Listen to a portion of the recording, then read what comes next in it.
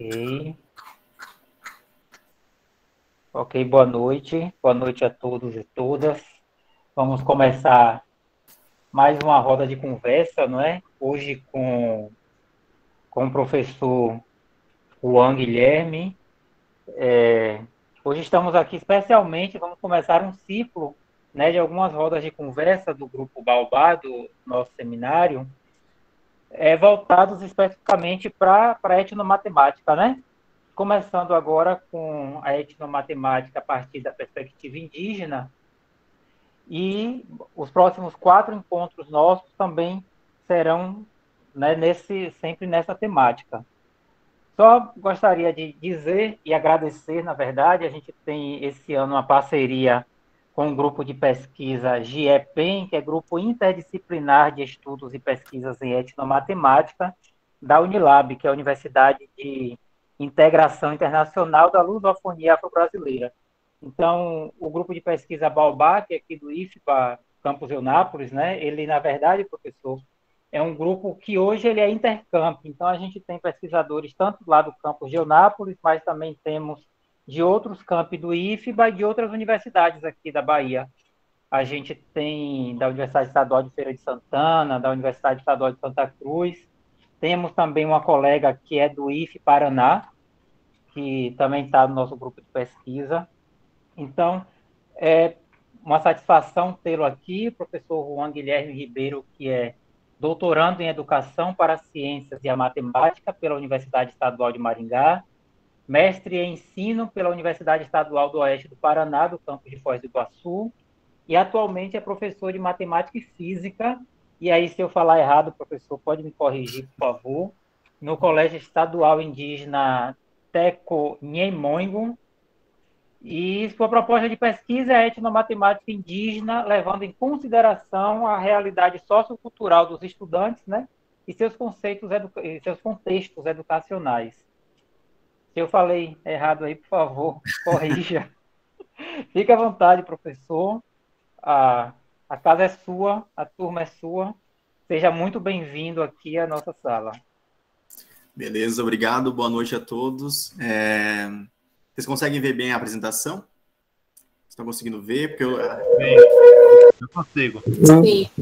Beleza, então. Boa noite, professor. Seja bem-vindo. Conforme eu vou falando, se tiverem dúvidas para interagindo, eu não vou ficar falando muito tempo seguido.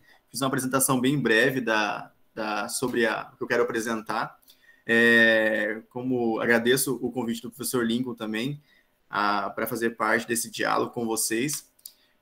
Nos últimos tempos, eu venho fazendo uma diversidade de trabalhos, né, na questão da etnomatemática. Faz 7 anos que eu sou professor de matemática e física em um colégio indígena aqui no Paraná, né, uma cidade onde eu moro. É um colégio indígena do povo Guarani. E foi daí que eu comecei a entender algumas coisas que eu não entendia na época da faculdade. Então, eu vou levar nosso diálogo de um pouco assim, não levar na formalidade, tá? Para que vocês entendam algumas coisas que eu passei a entender somente quando eu comecei a me inserir num grupo que não fazia parte da minha cultura, né? Então, eu escolhi esse título, né? Etnomatemática dos Povos Indígenas, um olhar para a diversidade, já por esse motivo mesmo. A gente começa a fazer parte de novos grupos que não são os nossos, de cultura e assim por diante, e a gente começa a ver que existem outros tipos de matemática, né? Não só a nossa matemática que a gente conhece no nosso currículo, na nossa faculdade, álgebra, geometria e assim por diante. E por isso esse olhar para a diversidade. O professor, passando aqui para frente. Não sei se está passando aí para vocês. O professor Lingo já falou sobre a minha formação, né? Então, eu vou passar um pouquinho aqui. Mas para mim chegar nessa formação, estar no doutorado hoje, para mim foi um ponto assim que me levou a várias indagações, né? Quando eu cheguei para ser professor numa escola indígena, a gente tinha aquela visão de que eu ia chegar lá e ia ensinar a matemática que eu ensinava na cidade, que eu ensinava, né, que eu aprendi na faculdade, e eu cheguei lá e eu vi que essa matemática não dava de ser ensinada, né? não era a matemática que eles queriam que fosse ensinada, as lideranças indígenas, o cacique, né? E as pessoas da comunidade. Então, foi daí que eu comecei a ter algumas dúvidas, algumas indagações, algumas buscas de estudos, né? Como que eu poderia fazer para ensinar uma matemática, né, que fosse próximo da realidade deles. Nesse percurso, eu me inscrevi para o processo seletivo do mestrado, né, na UniOeste, que é a Universidade do Oeste do Paraná, aqui. Fiz o processo seletivo, e naquele momento que eu fiz o processo seletivo, a minha maior indagação era como ensinar matemática em uma escola indígena, né? Como um professor não indígena chegaria numa escola indígena e ensinaria matemática. Essa foi a primeira indagação ao chegar na escola indígena e, consequentemente, fazer o mestrado. Fiz a prova de mestrado, fui aprovado, a dissertação foi baseada nisso, né? Em trabalhar uma matemática que partisse da realidade do aluno, né? Então, nesse slide aqui, eu trago o quê? Algumas perguntas, e é para a gente refletir mesmo o que é matemática, né? A gente tem uma visão de que matemática é número, matemática é álgebra, matemática tem que estar no contexto do nosso currículo, né? E às vezes não é só isso. Matemática não é só a matemática. Eu costumo, tem gente que não gosta muito desse termo, né? Mas eu costumo dizer que é uma matemática ocidentalizada, uma matemática de caráter europeu, né? Porque a gente sabe que nós temos resquícios culturais da questão da colonização na nossa cultura. Então, algumas indagações de o que é matemática, o que eu entendo como matemática, né? Para a gente refletir mesmo. Como entendemos a matemática? Como os seres humanos se utilizam nessa matemática? Porque, às vezes, a gente, partindo do pressuposto que eu utilizo matemática para atividades diárias do meu cotidiano, vou pensar assim, né? Para ações diárias do meu cotidiano, para desenvolver ações diárias do meu cotidiano, mas que cotidiano que é esse? Qual é o meu cotidiano? Será que o meu cotidiano é o mesmo do grupo indígena? Será que o meu cotidiano é o mesmo do grupo quilombola? Dos alunos especiais, dos alunos do campo? Então, a gente tem uma diversidade de áreas, né, de conhecimentos que não só colaboram no ensino da matemática, mas, por exemplo, na medicina, no ensino de ciências, na etnobotânica, na física, que também é uma área que eu trabalho, né, minha segunda formação. Então, é mais ou menos nesse sentido. A gente, às vezes, peca por falta de conhecimento no sentido de não conhecer os grupos indígenas. A primeira coisa que a gente tem que... Eu canso de falar isso, mas eu canso para mim, né? Mas para as pessoas que não têm o conhecimento dos grupos indígenas, a gente já começa a falar índio, né? E o índio é um termo errado. Eles não gostam de ser chamados assim. E é um pouco... até não gosto de ficar explicando isso, porque é uma coisa que parte deles, né? Mas estou falando coisas no sentido de empírico mesmo, né? De eu participar da realidade da aldeia onde eu trabalho, e o termo índio não é utilizado. Por que não é utilizado, né? Isso também a gente tem que explicar. Quando os colonizadores chegaram aqui, chegaram as Índias, então aqui tinha índio, né? E não é isso, né? Hoje em dia, os grupos nativos aqui do Brasil são chamados de povos originários, de indígenas, ou até mesmo tem grupos que nem gostam de ser chamados de indígenas também, preferem ser chamados pelo grupo étnico, né? Que seria o tronco linguístico e assim por diante. Eu sou Guarani, eu sou Bororo, eu sou Caigangue e assim por diante, né?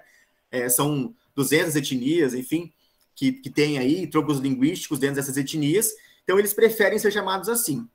E dentro desse grupo indígena, né, por exemplo, aqui onde eu trabalho, é o Guarani, né, que é um dos maiores no Brasil, em questão de números, né? Até pela questão jesuítica lá, aquela questão da catequização, enfim. Existiram muitos confrontos ao longo dos anos, até porque quando eles chegaram aqui os colonizadores, eles colocaram todo mundo como Guarani e vão aprender a língua Guarani, né? Tanto que hoje em dia tem muita da nossa própria língua, né, a língua portuguesa, ela tem característica da língua Guarani. Mas por quê? Porque eles colocaram todo mundo como se fosse indígena da comunidade Guarani, do povo Guarani. Mas não é assim, tinha inúmeras línguas, né? Muitas foram se perdendo, outras existem ainda. E então já começou-se o equívoco aí. E hoje em dia a gente peca nesse sentido ainda. Eu percebo que as pessoas acham que eu vou falar a maneira errada, tá? Mas as pessoas falam assim: índio é tudo igual, né? Índio é aquele lá que usa cocar, que usa que não usa roupa, que anda pelado, e aquela coisa assim que bate na boca, nem a musiquinha da Xuxa. Então a gente tem essa visão errônea, né? Colocando características e dizendo assim: se não for assim, não é índio, né? Se não for assim, não é indígena. Porque as pessoas acham que para ser alguma coisa tem que ser ao meu olhar, não ao olhar da pessoa que está sendo, no sentido assim, né? Ah, não, o índio não pode ter celular, o indígena não pode ter celular. Então, eu digo isso por experiência própria, por estar com meus alunos, quando a gente recebe visita na Semana Cultural, que é a Semana do Índio, as pessoas irem até na escola e acharem que vão chegar lá e vai ter um monte de índio correndo, né? Ou seja, um monte de indígena correndo. Então, as pessoas ainda falta muito conhecimento, e esse conhecimento é construído de maneira errada desde os anos iniciais, desde a educação infantil, onde a professora coloca uma pena na testa do aluno, pinta o rosto e bate na boca e fala, tem que ser índio, é desse jeito aí. Então, é construído um estereotipo indígena muito errôneo ao longo dos anos, né? E é por isso que o meu papel enquanto etnomatemático, enquanto professor que trabalha com a questão indígena, tirar essas visões, que eu não digo que nem são visões erradas, são visões que foram construídas ao longo dos anos por pessoas que às vezes que são baseadas em livros de história, né? Se a gente for pegar os livros de história contam histórias dos grupos indígenas de um olhar do colonizador. E como é que o indígena pensa a história dele, né? Como que foi essa história? E essas reflexões que eu falei aí, o que é matemática, o que é a etnomatemática? Se a matemática parte de uma necessidade do homem tem no seu cotidiano, cada grupo indígena tem um cotidiano e tem uma necessidade. E a etnomatemática vem para mostrar isso, né? Para tentar interpretar essas realidades e mostrar que não existe só um tipo de matemática, que existem vários tipos de matemática e várias histórias para essas matemáticas também. Vamos lá, então, qual é a matemática ensinada nas escolas? Essa matemática é única? Por que não ensinar-se outras formas de matemática? Os professores gostam de sair de suas gaiolas epistemológicas, então, assim, que matemática é ensinada nas escolas? A matemática das escolas é a matemática que a gente aprende na faculdade, né? Aquela matemática bruta e algébrica, eu digo assim, né? Essa matemática é única? Óbvio que não é a única matemática. Ao longo dos anos foram construídas inúmeras matemáticas, né? Até se a gente for olhar para as áreas de exatas, química, física e matemática, a gente tem resquícios de outras culturas também, né? Até alfabetos de outras culturas e assim por diante. Então percebe-se os números romanos, percebe-se que existem outras formas de fazer matemática e tem pessoas que entendem essas outras formas de fazer matemática como uma forma de linguagem, né?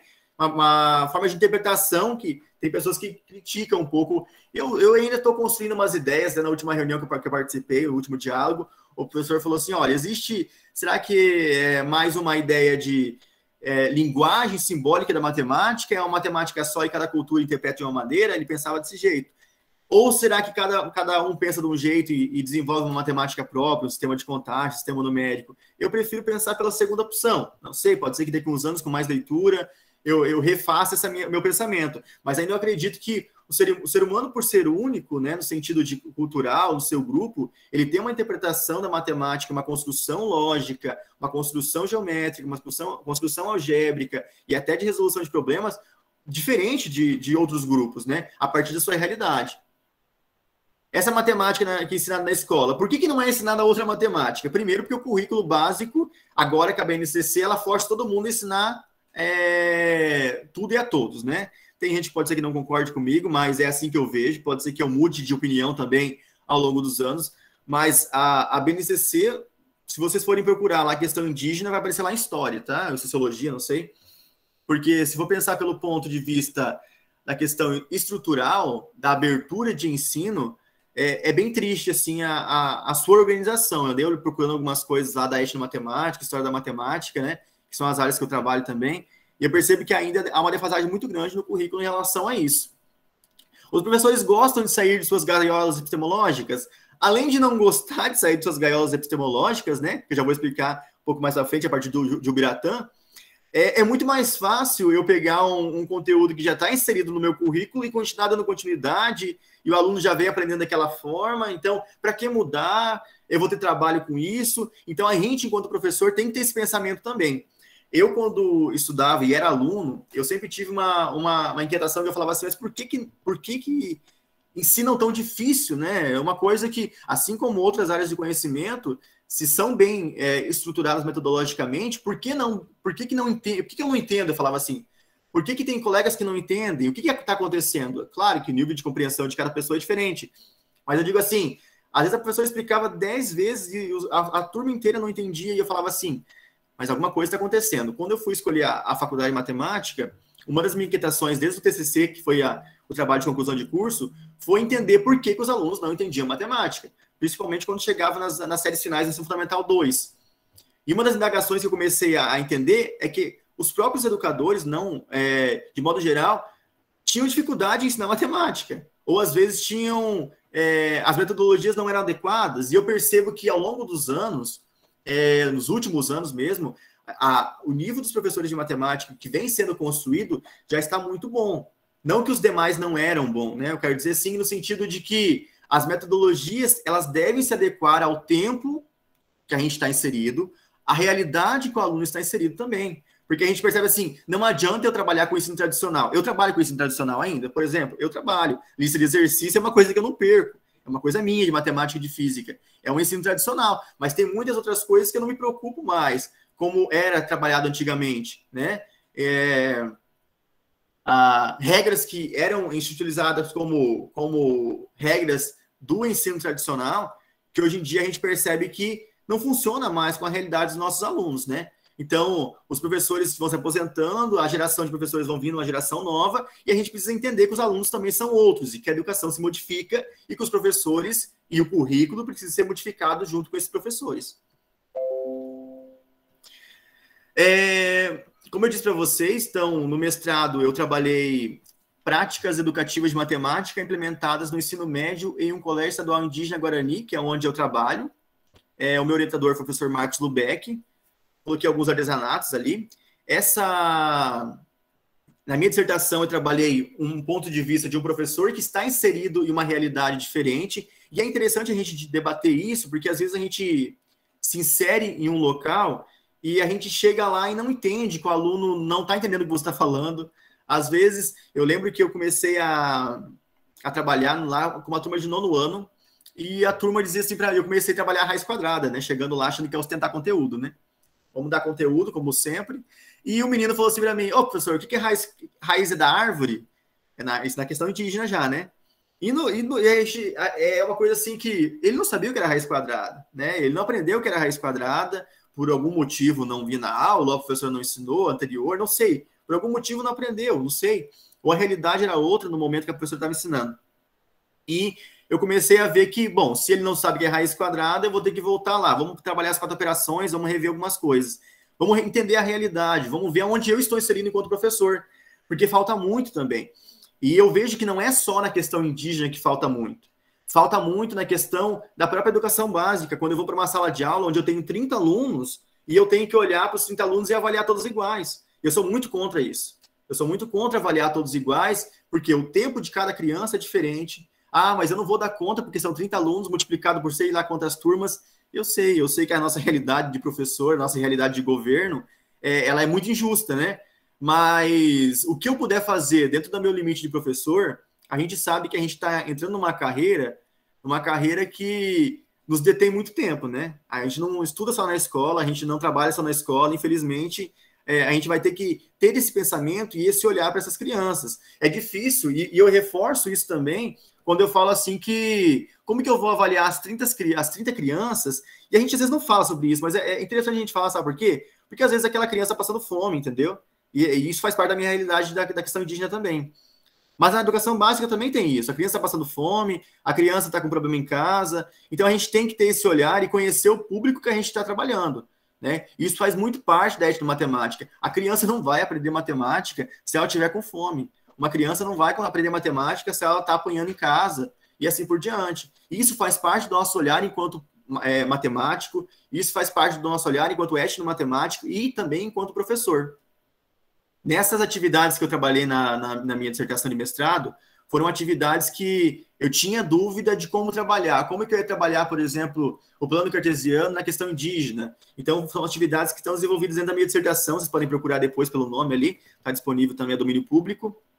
E agora, na minha tese de doutorado, eu estava com bastante dúvida de não ser aprovado também, porque quando a gente trabalha com questões específicas, questões indígenas, quilombola, educação especial, não são todos os professores, né, e todos os cursos que estão dispostos a nos orientar, né, uma questão social, uma questão de ética, uma questão de conhecimento também, e o Marcos Lubeck, que foi meu orientador de mestrado, que é professor aqui da Universidade Estadual do Oeste do Paraná. Ele trabalhou com a questão dos Guarani, então foi uma coincidência, ele começou a entrar para orientar no mestrado, e eu, por coincidência, no mesmo ano, fiz a seleção, sem saber que ele tinha trabalhos na questão indígena, né? Matemático que trabalha na questão indígena. Já no meu doutorado, a minha indagação já era outra. A minha questão já era trabalhar a questão indígena no sentido voltado para a realidade cultural. Como eles fazem matemática? Como que eles trabalham matemática? Então, aí foi o do nome, se não for mudar, né? Porque eu estou escrevendo minha tese ainda, mas está no processo de escrita, mas a princípio está esse nome, se mudar, não vai mudar muita coisa também. As matemáticas identificadas a partir das práticas artesanais de uma comunidade indígena Guarani, cultura e educação. Eu pensei em trabalhar os artesanatos Guarani, a gente tem os animais que são os animais talhados em madeira, o filtro dos sonhos, as pulseiras e colares, as cestarias. Então, são formas de fazer matemática. Só que a gente, como eu falei para vocês no início, a gente entende matemática a partir de números, né? A gente precisa ver números para ver matemática. E às vezes não é essa matemática que um grupo indígena tem como saber fazer, né?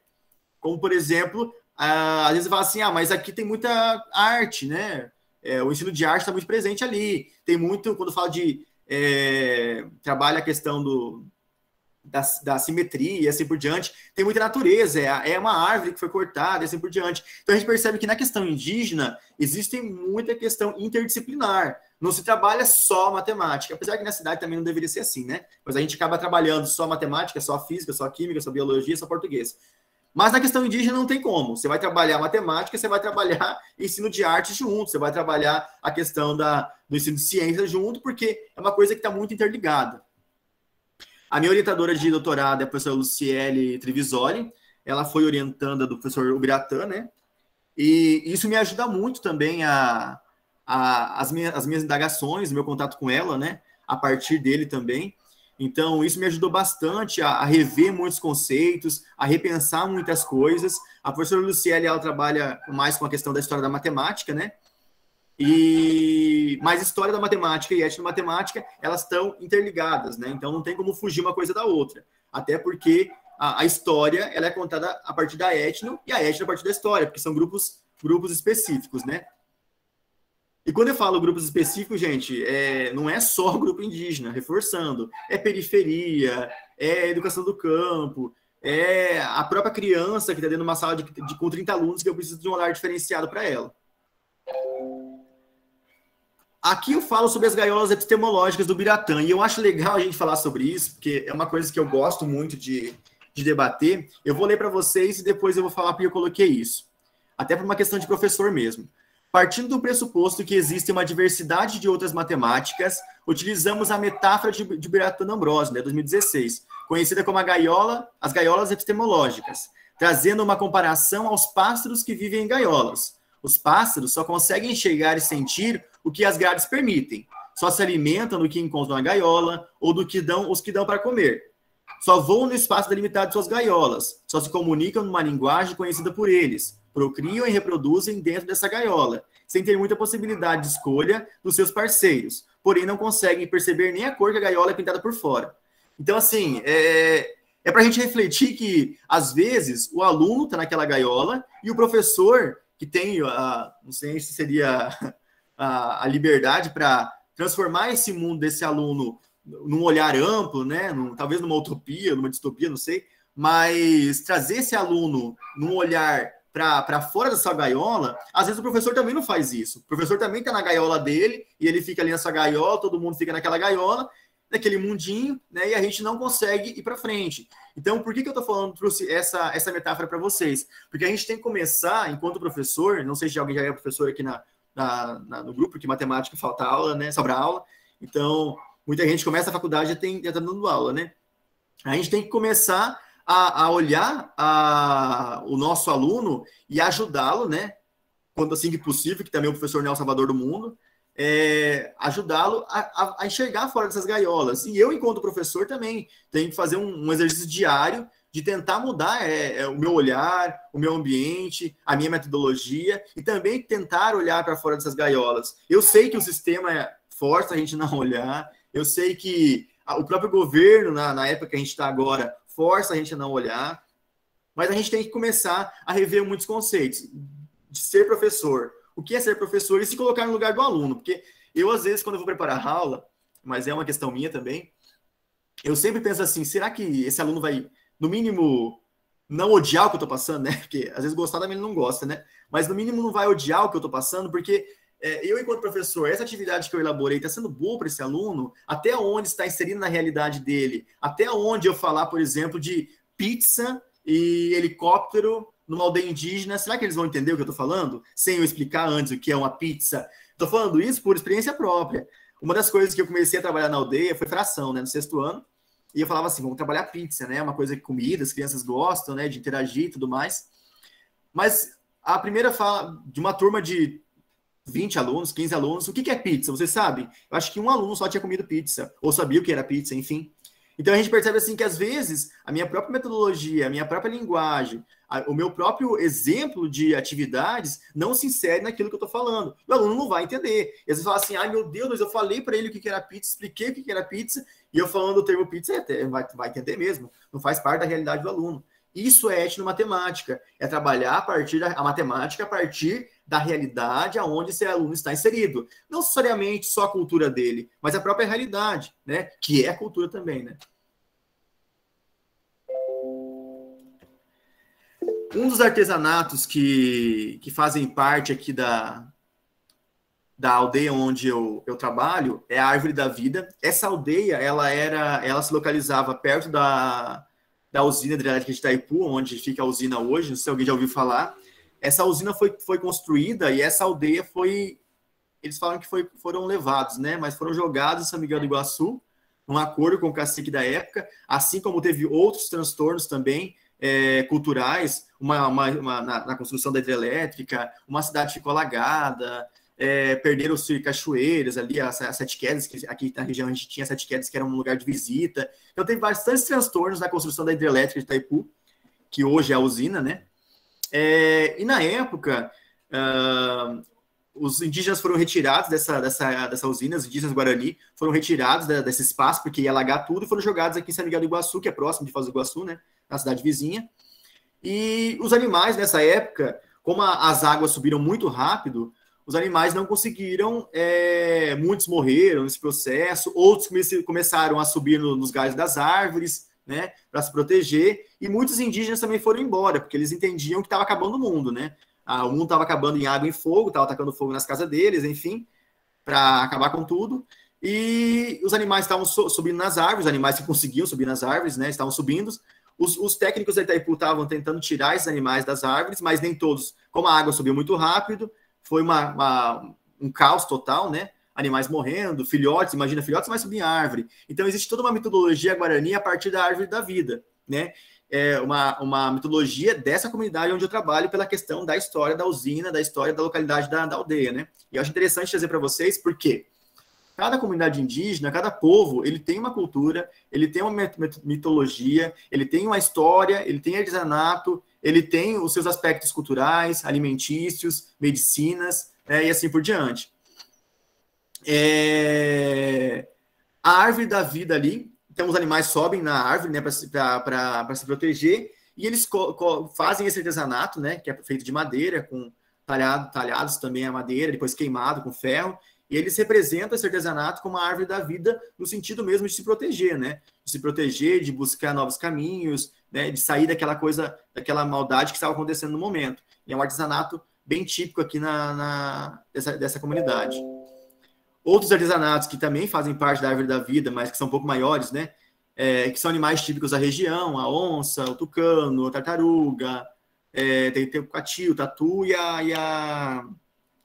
a coruja. Tem outros também, né? São animais típicos da região, da fauna e da flora da região aqui. Esses animais, existe uma história por trás de tudo isso também, né? Histórias de respeito à natureza, história de que eles caçavam, se alimentavam, faziam animal, e assim por diante. Existem algumas histórias que os mais velhos da comunidade contam, né? E é interessante comentar com vocês sobre isso também, porque as pessoas confundem muito quem é o cacique e quem é o rezador da comunidade, que fala que é pajé, né? O cacique é uma liderança governamental, e o pajé, que na verdade a gente não fala pajé na comunidade, lá na comunidade de Guarani, a gente chama ele de Tiamoi, né? é o rezador, como se fosse o médico e o rezador mesmo, né? É o que protege dos maus espíritos e tudo mais. Então, o cacique é uma pessoa, o pajé é outra pessoa, né? O cacique é uma pessoa mais nova, geralmente, ou de meia idade, que é uma liderança governamental, e o Tiamoy é uma pessoa de maior idade, maior respeito, que participa da questão medicinal, da questão religiosa, das rezas, da questão espírita da comunidade. Até para não confundir. Ah, mas por que não chama de pajé? Porque o termo pajé, na explicação da palavra, seria meio que como se fosse fazer magia, né? Como se fosse um mágico, fazer magia, algo do tipo assim. Então, esse termo não é utilizado na comunidade, é chamado de Tiamoy, até pela língua guarani mesmo, né? Então, esses animais fazem parte de uma forma de fazer matemática. Vocês podem ver os traços, a simetria, a geometria, a quantidade e proporção que esses animais têm, apesar que as figurinhas ficaram pequenas. Mas se vocês procurarem na internet mesmo, depois nos meus trabalhos, a gente pode ver uma riqueza matemática muito grande ali, né?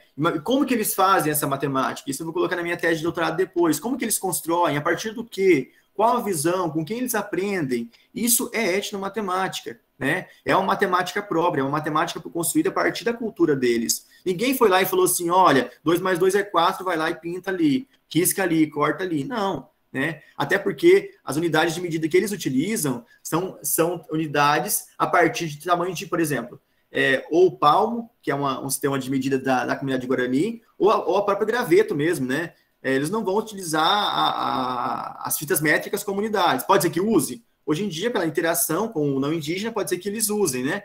Mas muitos mais velhos lá da comunidade, os artesãos mais velhos, né? Eles utilizam pedaços de graveto, proporção com a mão e assim por diante. Então, existe uma matemática construída a partir dessa realidade. Deixa eu passar. Aqui tem os filtros dos sonhos, que todo mundo gosta, né? É uma coisa típica da nossa realidade. Aí todo mundo tem um filtro dos sonhos em casa, quase todo mundo, pelo menos, né? Ou já viu um filtro dos sonhos. O filtro dos sonhos, ele não é da comunidade Guarani, tá? Ele é norte-americano, mas ele foi introduzido na questão Guarani até pela questão da questão financeira mesmo, né? O filtro dos sonhos, ele tem todo um conto por trás disso, né? Uma história de proteção, uma história de energia e assim por diante, que eu não vou me deter nesse assunto, mas quem gosta um pouco mais desse sentido de espiritualidade, energia, o filtro dos sonhos é para isso, colocar na porta e proteger dos maus espíritos, das energias ruins e assim por diante. E isso se encaixou muito bem na comunidade de Guarani, né? Nas comunidades indígenas aqui do Brasil também, assim como nessa comunidade onde eu trabalho. Matematicamente, não tem como falar que não existe uma matemática, mais que matemática a partir desses filtros dos sonhos. É nítido que existe matemática ali, proporções, não só quando a gente fala de geometria, a gente pode falar de outros assuntos também, a partir da álgebra, assim, das progressões geométricas, aritméticas, né? Quando eu vou lá para as pulseiras e colares, ou até mesmo aqui nos próprios filtros, né? Tem que lembrar que cada comunidade indígena tem um artesanato, tem uma cultura específica, mesmo dentro do Guarani, por exemplo. Tem o Guarani daqui da cidade X, da São Miguel, por exemplo, e da cidade de Diamante, que são parentes, né? Lá tem uma realidade, lá tem uma organização dentro da aldeia, tem artesanatos que são diferentes. E o próprio artesão produz uma matemática diferente, né? O próprio indígena, quando produz uma matemática, não sei se o termo seria produz, né? Ou eu utilizo mais o termo saber fazer matemática, né? Seria mais nesse sentido. Uma matemática que parte das noções que ele tem de quando era criança, do que foi ensinado para ele. Então, existe essa interação entre a realidade dele, a história desse indígena, né, dessa comunidade, para ser expressa nessa matemática quando é utilizada no contexto dos artesanatos. Não só matemática, porque a gente tem artes aí também, né, é uma interdisciplinaridade muito grande. Aqui, por último, a gente tem também os colares, né, que eu acho bem interessante. Os colares, tem colares de semente, eu esqueci o nome dessa sementinha preta agora, mas as bolinhas brancas que estão ali naquele brinco deitado, é lágrima de Nossa Senhora, é assim que eles falam, né? O nome guarani eu não lembro agora. E daí tem as miçangas também, que foi uma forma de incorporar também a comunidade não indígena na comunidade indígena, né? Às vezes, pela questão da falta das sementes, pela falta da natureza, utilizar as miçangas era mais fácil, né? pela questão até de acesso a essas sementes. Então, a miçanga era uma coisa que estragava menos e que tinha mais facilidade de acesso. Então, vende-se muita miçanga também, pulseiras, colares e assim por diante. E tem uma explicação para essas pulseiras, né? Antigamente, o cocar e muitas comunidades indígenas, né? E cada uma tem um modelo, cada uma tem um processo. A quantidade de penas do cocar, a quantidade de pedras no colar e assim por diante, representam uma liderança, representam uma mulher solteira, representam um homem casado, uma mulher casada, uma moça solteira, assim como a pintura corporal também, né? Existem resquícios da cultura corporal que mostram isso, né? Além da simetria da pintura corporal, dos traços geométricos da pintura corporal, existe uma questão da cultura mesmo. Mulher solteira, ou está para casar, ou é uma liderança, é um cacique, é um chamô, e assim por diante, um rezador, né? E assim por diante. Galera, eu vou finalizar aqui para não ficar falando muito, tá? Sobre isso, mas vocês podem agora fazer as perguntas que vocês têm que fazer para mim, do que eu falei. Se tiver mais alguma dúvida sobre a questão indígena, vocês me falam, que daí a gente vai conversando. Obrigado, professor Juan. Muito obrigado pela apresentação. É a primeira, na verdade, assim, sobre etnomatemática indígena, né, voltada para os povos indígenas. É muito interessante, agradeço. E antes de passar, e os alunos já tem alguns aqui com a mão levantada, eu queria só... Um momentinho. Eu queria só registrar aqui algumas presenças, tá? Beleza. A professora Eliane Santos, que é professora da Unilab e é pesquisadora do GEPEN, é o grupo de pesquisa que eu falei no início, né, que é o grupo interdisciplinar de estudos e pesquisas em etnomatemática. Nós estamos trabalhando em conjunto, aí, em parceria, né, o Baobá e o GEPEN. Professora Keila Rabelo, que é do IFBA e é coordenadora do Grupo Baobá, professor Getúlio, Getúlio Silva e professora Flaviane Nascimento, que estão também do IFBA e do Grupo Baobá também. Tá, agora vamos ver aqui, como é que eu acho que nós temos, Danilo, Jáfia, Milena, Ícaro, o pessoal está com essa sede. Foto ali, antes de eles começarem a perguntar, essa foto ali é uma foto com duas alunas, tá? Elas não ficam assim durante o dia, né? O cotidiano delas não é com essa característica de pena, cocar, era uma apresentação cultural, então é só para reforçar, tá? Pronto, vou passar aqui para Danilo Souza. Olá, parabéns pela apresentação, professor Juan. A etnomatemática é uma área muito interessante. No IFBA, a gente, desde que eu entrei, eu já tive acesso à sala de aula pelo PIBID e tal, já tive experiência. Vi essa realidade dos alunos, como o senhor citou, da diversidade, da dificuldade do básico, do nível básico. E estudando no IFBA, aprendi que muitas vezes os alunos, na etapa, aprende no começo do Fundamental 1, ele aprende muito com materiais concretos, e depois passa para a abstração a partir do quinto ano, quinta série. E essa transição, ela é dada de forma muito abrupta, e vai criando muitos muros, muitos obstáculos. A criança, ela é passada de uma série para outra e mesmo tendo a dificuldade, ela é empurrada pelo sistema. Gostei muito, você trouxe muitas coisas que eu não sabia sobre a cultura. Eu gostei muito dessa conversa. E uma pergunta. Foi muito. Você teve o choque, que você já trouxe, esse choque de realidade quando você começou nas tribos. Agora, a minha pergunta é: essa incorporação que você fez da matemática nos objetos, procurando esses aspectos do dia a dia da tribo onde você começou a trabalhar, esses seus primeiros passos, você como professor pesquisador nessa área, qual foi o ponto assim que mais foi mais difícil para você linkar a matemática colonial que a gente tem para essa nova forma de matemática? Então, Danilo, a maior dificuldade que eu tenho, e que às vezes, por mais que eu estou há 7 anos nessa comunidade indígena, eu percebo que é uma dificuldade assim de tentar ficar encontrando matemática ocidental na matemática deles, sabe? E é uma coisa que é diário, assim, não é que eu não tenho que ensinar, porque faz parte do currículo, eles vão para a universidade, eu tenho que ensinar matemática ocidental, porque essa comunidade indígena, eles têm essa necessidade, né? É um pedido dos caciques, lideranças, né? Que eles aprendam a matemática ocidental para que eles vão para a universidade depois. E a universidade, de maneira geral, a gente sabe que é outra realidade, não trabalha questões específicas, enfim, pelo menos não todas, né? Pouquíssimas.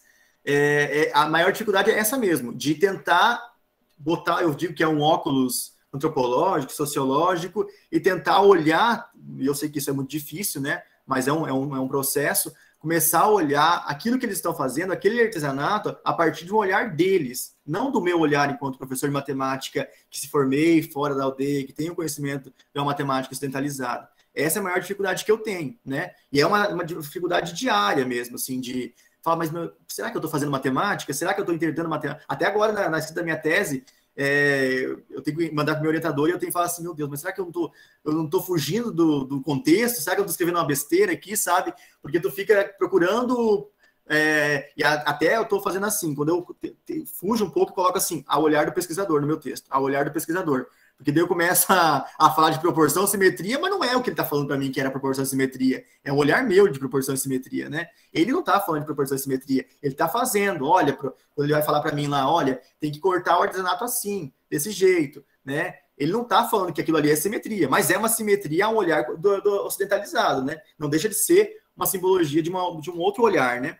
Então a gente tem que cuidar nesse sentido. É uma dificuldade que eu tenho nesse sentido de interpretar. Eu só vou fazer uma correção, Danilo, mas é uma correção assim que eu esqueci de falar no começo, tá? A palavra tribo é uma palavra que a gente não utiliza mais, tá? Comunidade, grupo, povo, é uma palavra assim como índio que a gente não utiliza mais, tá? Obrigado. Ok, vamos, a gente tem... Professor Juan, a gente poderia fazer 2 comentários, aí depois você responderia Pode ser? Pode ser? Então, a gente tem Jáfia e depois Milena, tá? Jáfia? Boa noite a todos. Boa noite, professor Juan. Um prazer poder ouvir. Oi, tá me ouvindo? Estou te ouvindo, pode falar. Estão me ouvindo? Sim. Oi. Estou te ouvindo, pode falar. Agora você fechou o microfone, Jáfia. Ela fechou o microfone.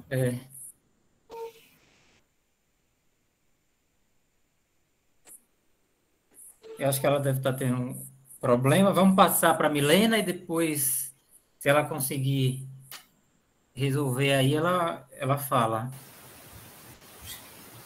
Boa noite.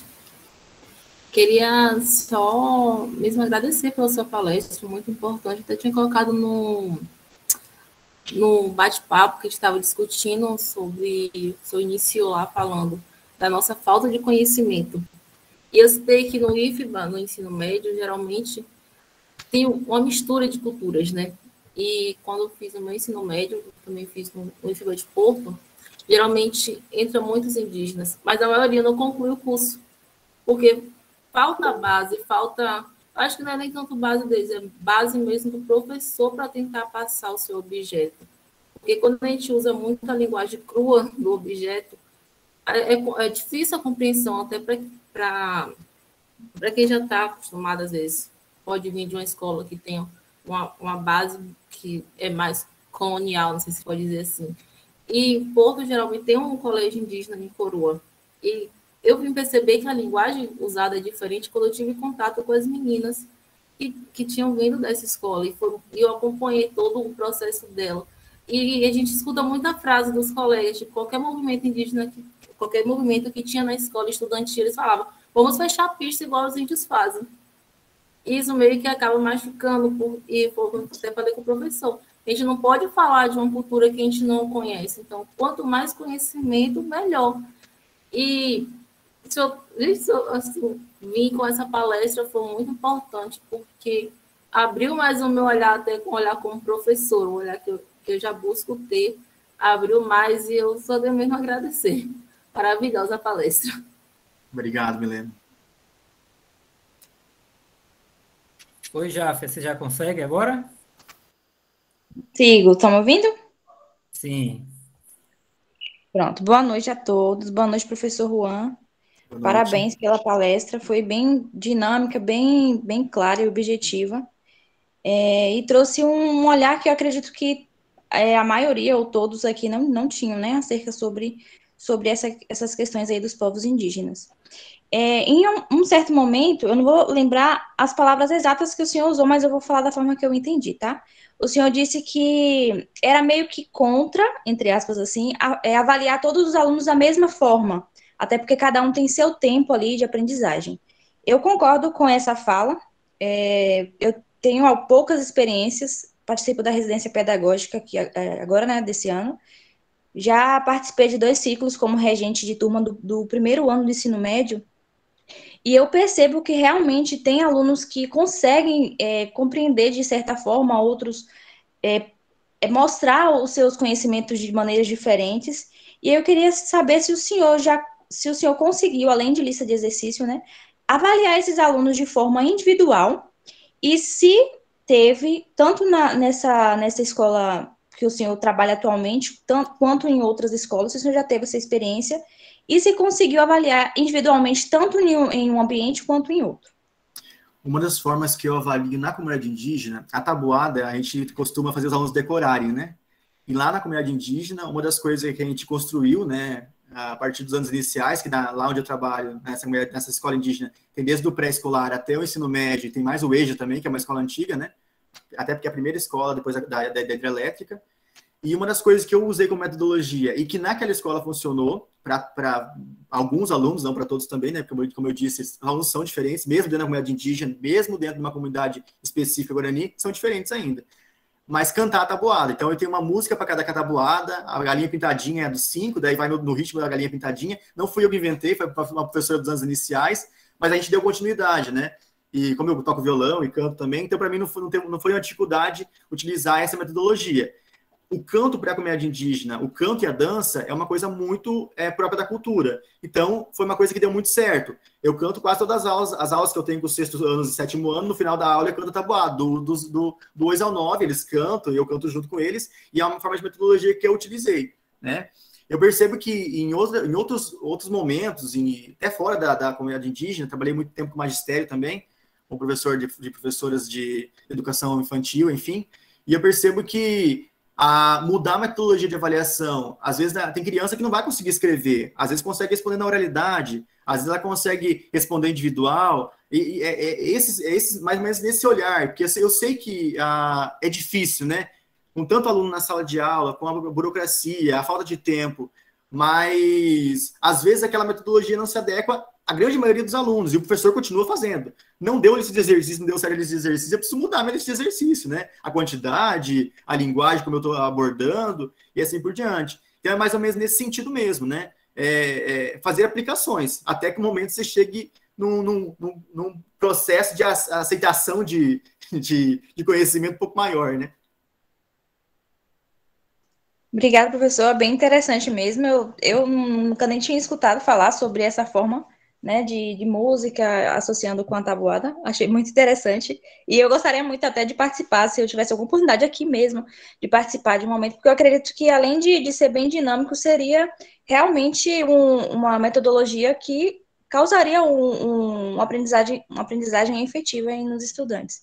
Eu perguntei isso até pelo fato de perceber que tem alunos que eles sabem, só que eles não conseguem expressar esse conhecimento. Exatamente. Então, ver essas outras formas, essas outras metodologias até agrega para que a gente possa utilizar aqui mesmo em Eunápolis, ou seja, em qualquer outra cidade que a gente vai participar, e também para melhorar, né, nossa visão, aumentar nosso conhecimento sobre tanto a etnomatemática em povos indígenas, quanto em qualquer outro grupo. Muito obrigada aí pela resposta e pela palestra. Obrigado. Ícaro, acho que é você o próximo. Gente, após Ícaro, se alguém quiser participar, tá, fazer algum comentário, dar alguma colaboração, fiquem à vontade, tá? Vai lá, Ícaro. Boa noite a todos. Primeiramente, eu gostaria de parabenizar o Juan, embora infelizmente eu tenha chegado um pouquinho atrasado por questões pessoais, mas pude ver um pouco da apresentação. Parabéns por trazer esse tema que, assim, é um tema que realmente está muito através da nossa licenciatura, né? Você trouxe perfeitamente sobre as questões, principalmente quando você fala que em alguns momentos, e nas suas atividades cotidianas, os povos indígenas, eles estão lá, a partir de suas tarefas, eles estão fazendo matemática, embora, infelizmente, não tenha formalização do objeto matemático em si, né? E aí a gente acaba trazendo uma reflexão, poxa, o quanto é importante a gente levar em consideração as atividades, por exemplo, perfeitamente, como você traz, os povos indígenas, né? De acordo com suas tarefas, seus deveres, em alguns momentos nos remete, sim, à matemática, porque eles estão fazendo matemática, embora, infelizmente, se ainda não houver a intermediação do professor, digamos assim, eles ainda não têm essa formalização matemática. Apenas um detalhe, perfeitamente, você trouxe aí a questão nas suas últimas palavras do saber fazer.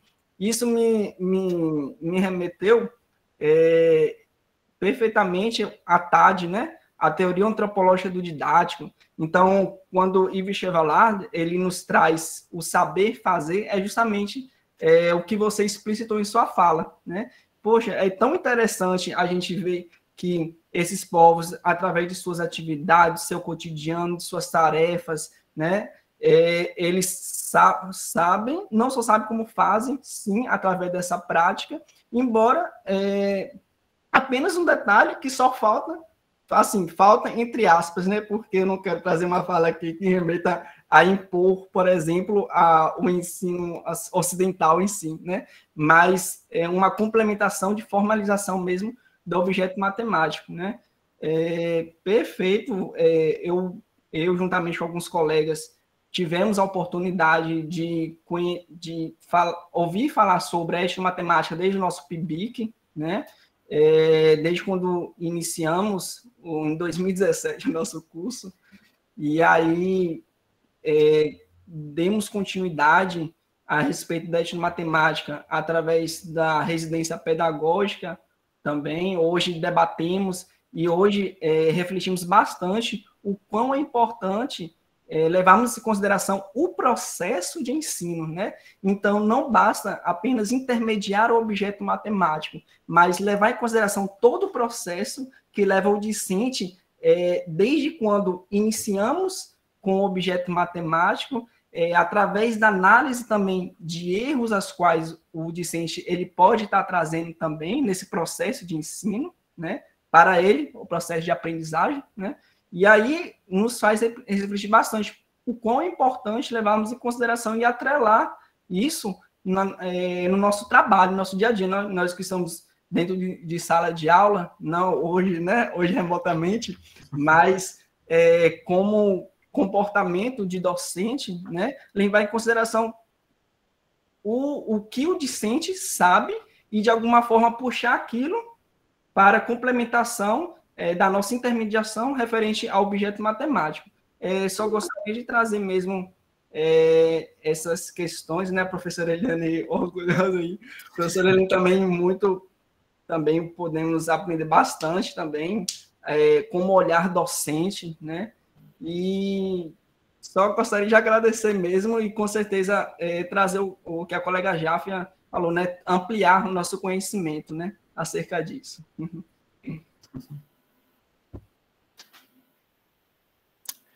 Deixa eu ver aqui. A gente tem Jefferson, Roberto e Getúlio. Como o nosso tempo já está assim escasso, né? A gente combinou, não foi, professor Juan? Seria das 19 às 20. Então, vamos, Roberto, Jefferson, depois Roberto, depois o professor Getúlio. Mas, Juan, fique à vontade, tá? Se você quiser interromper entre um e outro, quiser comentar, a sala é sua, Tá bom. tá? Jefferson. Bom, boa noite a todos. Boa noite ao professor Juan Guilherme. Prazer conhecê-lo. Bom, achei muito interessante a apresentação, muito enriquecedor, já que antes mesmo da apresentação aqui, já discutíamos sobre essa desinformação que nós temos, que é evidente entre nós, e discussões como essa só engrandece, só nos leva a ter mais um enriquecimento acerca dos povos indígenas, que deve ser um pouco mais discutido, enfim. Mas eu tenho uma dúvida, sendo bem breve, com relação a como seria metodologicamente, em sala de aula, no ambiente de sala de aula, o enfoque dessa etnomatemática, como seria na realidade, na sala de aula dos povos indígenas, e outra seria também na visão dos estudantes indígenas, como eles enxergam a matemática na visão da cultura deles, como enxergam essa realidade, já que, pensando numa turma de alunos não indígenas, eles sempre questionam, mas para que isso? Para que serve tal conhecimento? Para que serve tal? Então, na visão do estudante indígena, como seria basicamente? É uma pergunta muito boa, Jefferson, até porque a gente sabe que a cultura se modifica, né? E a inserção da tecnologia e o processo de globalização faz com que essa própria cultura guarani tenha uma modificação de olhares, né? O aluno que hoje tem 15 anos indígena não é o mesmo olhar do Tchamoi ou da liderança de 90 anos, 80 anos, ou cento e poucos anos, que nem teve um que faleceu, o mais velho disse que faleceu com 116, eu acredito que seja um pouco menos, né? Mas disse que foi 116 no documento dele. E eu percebo que é uma luta diária, assim. Nos últimos dias, por exemplo, eu já levei fazer trabalhos de coleta de dados pela comunidade, trabalhar as plantas medicinais, inclusive tem um artigo publicado sobre isso. Eu já trabalhei os artesanatos, eu já trabalhei a construção de uma casa de rezas, que é como se fosse a igreja deles, para trabalhar geometria plana, geometria espacial. E aí você vai fazendo tentando fazer uma ligação entre o currículo e a realidade ao mesmo tempo, porque você também não pode, como é uma comunidade que está próxima da comunidade não indígena, você precisa inserir esses conteúdos para que eles consigam para a universidade depois, né? Que isso é um pedido da própria comunidade. Tem alunos que não querem mais, a gente tem que deixar bem claro que tem alunos que não querem mais falar sobre algumas coisas da cultura, né? E a gente, a pedido da própria comunidade, a gente tem que fortalecer isso, falar, até porque se a gente não... É que nem nós, a nossa cultura. Se a gente parar para pensar, tem muitas coisas que a nossa avó fazia, que a nossa mãe fazia, que hoje a gente não quer fazer mais, né? E na comunidade Guarani não é diferente. Mas ainda assim, os nossos professores e a escola, apesar de não fazer parte da comunidade, estar inserida lá, né? Agora faz parte, mas foi inserida lá, ela ajuda a contribuir para esse fortalecimento da cultura. Mas é um processo dificultoso, assim, para os alunos. Boa, cadê? Ele desistiu? Roberto? Acho que ele está ali. Boa noite a todos. Boa noite, professor. Pergunta para fazer. Em que medida é possível trabalhar a interdisciplinaridade dos objetos matemáticos com metodologias específicas do povos indígenas? Tipo assim, eu quero saber se você teve alguma experiência em sua trajetória. Em que sentido? No sentido de que hoje a gente sabe que existe a metodologia tradicional e existe a interdisciplinaridade dos objetos matemáticos. Aí eu quero saber, porque também pode existir a interdisciplinaridade com as metodologias utilizadas pelos povos indígenas e também outros povos, se você já teve alguma experiência em trabalhar, ou seja, se você conseguiu enxergar a possibilidade de poder fazer tipo uma transposição didática do objeto matemático em si um objeto que ele é trabalhado na metodologia tanto do povo indígena como do povo tradicional. Eu queria saber qual seria as possibilidades de eu poder estar levando isso para a sala de aula como professor. Você já teve experiência? Uma das coisas que eu fiz e que foi um dos trabalhos, um dos capítulos da minha dissertação, que eu gosto de comentar, que eu falei agora para vocês também, foi a construção das casas, né? Eles acabam construindo suas próprias moradias. Então, por que não utilizar a construção das próprias moradias como uma forma de matemática? Então, como que vocês fazem? Por onde vocês começam a fazer suas casas? Da onde vocês tiram esse material, né? Que tamanho são as tábuas? É de bambu? É de tábua? Que madeira que é? E daí começa a interdisciplinaridade, como eu falei para vocês. Começa a falar da natureza, mas tem natureza para fazer isso? Até onde o ensino de ciência está inserido? Tá, mas se não tem natureza, o que eu faço? Aonde que eu busco essa madeira? Como que vocês fazem para medir? E eu achei interessante que um dos momentos que eu fui fazer a atividade da construção das casas de moradia e também da casa de reza com uma turma, em grupo, momentos diferentes. Casa de reza é como se fosse a igreja, tá, gente? A igreja deles, né? Um modo de dizer para ficar mais fácil de entender. Mas é uma casa de oração. Eu tinha oferecido para eles régua, trena, fita métrica, e falei, olha, vocês podem usar, né? As unidades de medida estão aqui. Então, eu não deixei de ensinar as unidades de medidas padronizadas e não padronizadas, mas falei assim, vocês podem usar as unidades de medidas que vocês têm enquanto grupo indígena, né? E eu achei interessante que o menino pegou um pedaço de graveto e a partir daquele pedaço de graveto, um pedaço de bambu, se eu não me engano, ele começou a fazer as medidas dele, da casinha que ele estava construindo, não, um protótipo da casinha que ele estava construindo, como se fosse uma maquete, né? Com bambu, como se fosse uma casa mesmo. Só que menorzinha, né? E ele começou a fazer as medidas daquela casa, daquele protótipo, a partir daquele graveto. Então, quer dizer o quê? Que ele construiu uma unidade de medida própria dele, né? A partir daquele tamanho de graveto, e as medidas da casa que ele estava construindo foram a partir daquele graveto, daquela unidade de medida, né? Não padronizada. Então, eu percebi que existe, sim, um olhar matemático, um olhar matemático, e também não deixei de ensinar as unidades padronizadas, né? Eu dei oportunidade, né, para fazer isso. E a interdisciplinaridade está aí, né? É só o professor... Só que daí tem aquela questão do conhecimento. O professor precisa parar, ler, fazer leitura, e às vezes o professor quer ficar na sua gaiola epistemológica, daí não dá, né?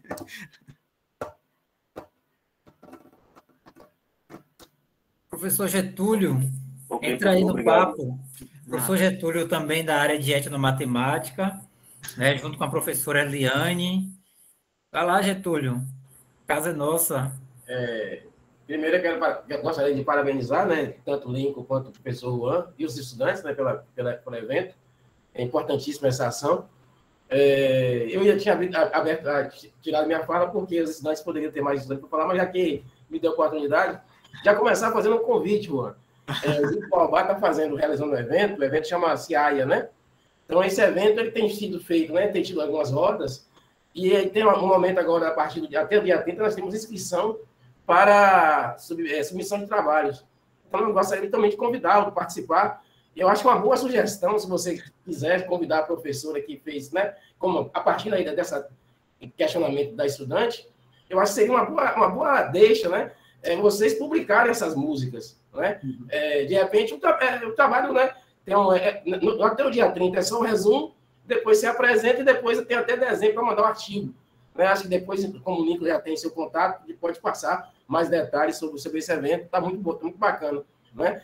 E aí eu quero retomar justamente a última live do grupo, que teve a participação do professor Patió, professor indígena, né? Patió Pataxó, que é da região daí de Ilhéus. Eu sou do grupo Baobá, mas eu estou no outro local, né? Eu sou da região de Brumado. E ele está justamente questionando, ele tem feito um resgate da língua, ele tem tentado publicar, tentar reviver a língua que está morrendo, e ele está tentando trazer de volta, no sentido até de publicar, ele tem feito alguns trabalhos interessantes. E eu gostaria de perguntar nesse sentido, e também já dar uma sugestão para a sua tese, que eu não vi, não sei se foi na hora que eu saí, se você tiver algum jogo, né? Se você identificou algum jogo nessas comunidades indígenas, seria muito bom se você também trouxesse para a sua tese. Não sei se você lembra, acredito que eu participei de um evento que você participou lá do Etnopet Mate, tem uns 2 meses, né? Então, e aí eu esqueci de falar isso, né? Seria interessante se o caso, né? Não sei se existe, se você pudesse trazer, se você identificar algum jogo, porque o jogo também é matemática, etnomatemática. D'Ambrosio, ao definir os saberes matemáticos, colocou o jogo, né, jogos, representações, como uma das formas de matematizar. Então, se você identificar, seria também muito massa, né? Parabenizar pelo seu trabalho, extremamente interessante, muito bom. Eu acho que isso aí vai dar... Eu já até comentei na outra live, né? Isso aí vai dar livro, e livro, né? Com certeza você vai vender muito. Tomara que você consiga desenvolver uma boa tese e a gente está aqui ansioso já para lê-la, né? Muito obrigado e parabéns. Obrigado, Getúlio. Ó, Getúlio, foi nesse evento também que eu conheci o professor Juan. Eu não assisti durante né, ali ao vivo, eu fui assistir depois no YouTube, né? E aí eu falei, pronto, tive uma iluminação, falei, vamos tentar arrastar ele lá para o seminário, porque a gente precisa aprender um pouco sobre essas questões aí. Aprender com quem sabe, né? E deu certo, hein? Muito massa. Certíssimo. Parabéns. Certíssimo. Gente, acho que Luiz Miguel também, quando ele entrou aqui, ele comentou que era do GEPEN também, não é, Luiz? Que é o mesmo grupo aí da professora Eliane. Seja bem-vindo, bom tê-lo aqui. Professor Luan, fique à vontade. Chegamos aqui no nosso tempo. Eu acho que nenhum estudante ou nenhum participante aqui levantou a mão para poder falar. Se você quiser já fazer suas considerações. Antes disso, gostaria mesmo de dizer que estou muito feliz, tá, por esse encontro. Espero que possamos estreitar os laços, não é, que a gente possa se comunicar um pouco mais e tentar, né, alguns trabalhos futuros, né, em parceria do Baobá, em parceria do GEPEN, contigo, né, com seu grupo. Eu acho que seria muito enriquecedor para a gente, tá bom? Eu agradeço o convite. Eu acho interessante porque aqui no Sul a gente tem um pouco de dificuldade com a questão da etnomatemática, né? A gente tem etnomatemáticos aqui também, mas a gente percebe que a inserção da etnomatemática no Norte e no Nordeste ela é um pouco maior, né? Os grupos de pesquisa são mais consolidados. Eu percebo que existe uma consolidação um pouco maior nessas regiões. E eu fico um pouco perdido, assim, né? Eu fico um pouco perdido por não ter esse espaço tão grande nos eventos aqui da região sul. Eu percebo que precisa ter mais, né? Até porque a região sul é uma região mais europeia, né? A gente sabe que as pessoas têm uma visão de outros grupos, né? De colonização, é uma região muito colonizadora, enfim, apesar de ter bastante grupos indígenas aqui também. O que eu tenho para falar para vocês, para finalizar a minha fala, é que entendam a etnomatemática associada à palavra diversidade, né? Levem essa fala para vocês, é uma coisa que eu uso para mim também. Levem a etnomatemática como olhar para a diversidade, olhar para as diferentes matemáticas, entender que existem diferentes pessoas, diferentes maneiras de ensinar e diferentes maneiras de aprender. Ótimo, maravilha, maravilha. Então, estudantes aí da matemática, espero que tenha sido, né, de grande valia, tá? Essa nossa roda de conversa de hoje. Mais uma vez agradecer ao professor Juan, agradecer a todas e a todos, né, que se fizeram presentes. Na próxima segunda-feira, também no mesmo horário, das 19 às 20 horas, nós teremos a professora Eliane Santos, que estava aqui conosco.